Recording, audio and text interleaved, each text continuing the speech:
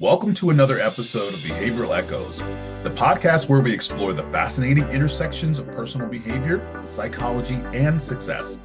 I'm Christopher Eady, your master coach psychologist and business strategist.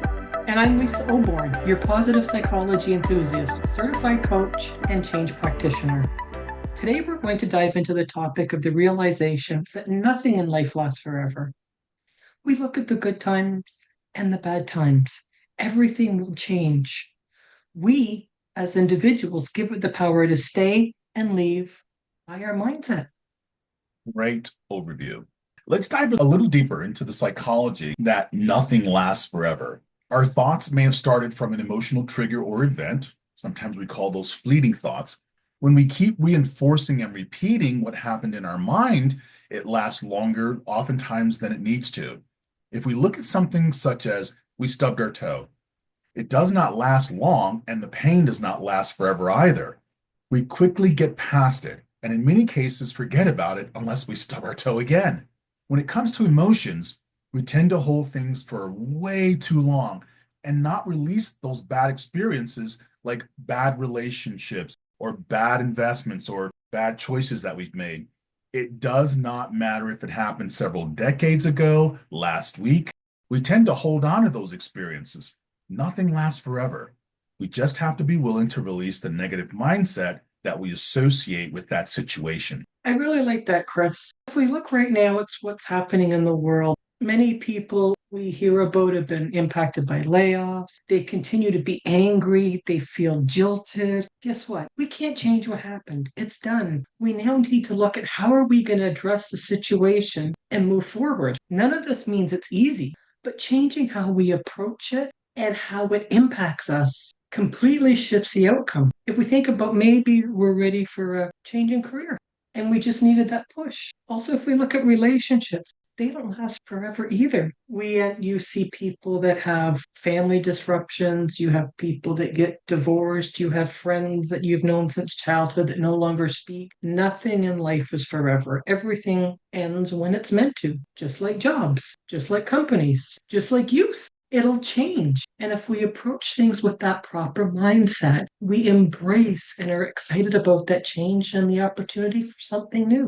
Absolutely. If we constantly talk about what we do not like or don't do well, then that becomes the result because it attracts similar like thoughts. Interestingly, my mom used to say, and my brother reminded me in a short version book that he wrote called The 10 Keys I Learned from My Mother. My mother used to say, trouble has an expiration date. So let's talk about some practical exercises that our listeners can do to improve this perspective and really kind of bring about this end date or this end moment to things that are going on inside their head, particularly when it has to do with their perception about an event or a circumstance. And a really great exercise is journaling. And why? Write things down that you thought you would never change, but you did. And what did you do to make that change happen? Was it just realizing that a change would happen? You can also write down things that you're very angry and frustrated with. And it's a way to disconnect it from your brain. It's gone, it's over. Throw out the paper, burn the paper, whatever you like, but it allows you to release it. And those things that you want to change, look at what you're doing to keep them alive. In many cases, these are things that we've done and repeated over and over and over again since we were children. We just have to be willing to make that change. Write down the things that you want to change and realize that they don't last forever. In many cases, these are things that keep repeating themselves because of your mindset, and they've repeated and repeated and repeated since we were children. Think about what are you doing that you are doing out of habit that can stop the situation from constantly being on repeat? What are you doing to keep it alive? The switch in mindset is exactly what you need to do the change. That's a great approach. I actually recall when my kids were growing up, giving them the opportunity to really get emotional about something and then writing it down. And we would go outside. And on one occasion, we buried it, which obviously would have disintegrated when we went back a month later. And in some cases, just threw it into the fire pit as a symbol of changing the mindset and releasing it. So it's a really great approach. Another great tip is moving. And what we know is that in order to have emotion, You have to have some kind of motion, even if it's a mental motion where you see yourself moving to create that emotional state, such as raising your arms, shifting your body from one side to the other, standing up, turning around. And when you do that, you actually change your thought patterns. So if you don't like your thoughts and can't really get out of that funk, change your body position. If you've listened to our other podcasts, smile. It impacts everything. And that's well said, Chris. The other thing you need to do is be willing to look in the mirror because most of the reasons, if not all of the reasons, something doesn't change is that person that's looking back at you. Begin listening to the messages that you tell yourself because those are there as well. In a lot of cases, what you're telling yourself is doing more harm than good. You're keeping those thoughts alive, even though they don't mean anything, even though they don't add any value. If you look at those that have overcome things,